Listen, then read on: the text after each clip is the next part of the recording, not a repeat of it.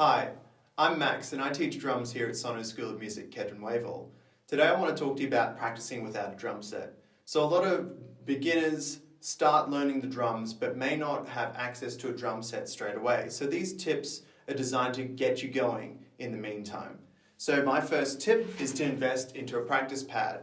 I still use mine to this day. This is one that I made, and I think the wonderful benefits of these are that they're portable, so you may not have the space to carry a whole drum set with you everywhere, and you can deploy them anywhere, on a table or on a bench or in a snare stand. That makes them incredibly functional and useful in my opinion.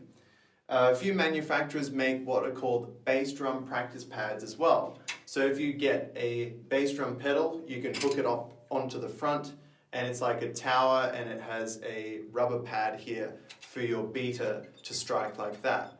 I think it's an incredibly useful tool, and it gets you practicing your bass drum strokes, because I think the catapulting nature of the bass drum pedal is an incredibly difficult thing to replicate with just stomping on the floor.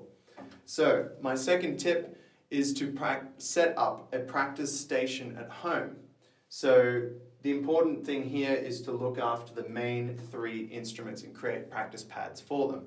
So for the bass drum, for example, you might set up in front of a wall or bricks or perhaps a pillar. But the important thing is to remember to not have a fragile surface so that your felt beater doesn't damage it.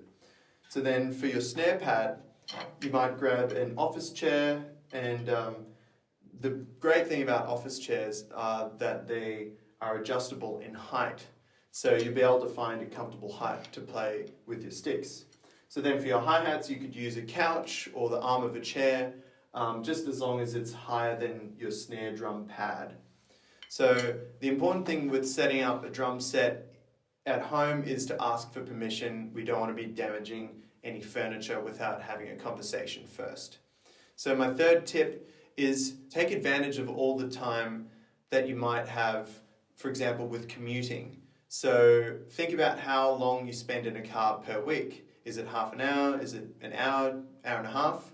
So this is all time that we could be spending practicing. So be it learning songs, learning how to use a metronome, tapping along, and working on independence exercises. I think it's a fantastic opportunity, and yeah, as long as you're respectful of your other passengers, I'm sure that would be fine after a conversation.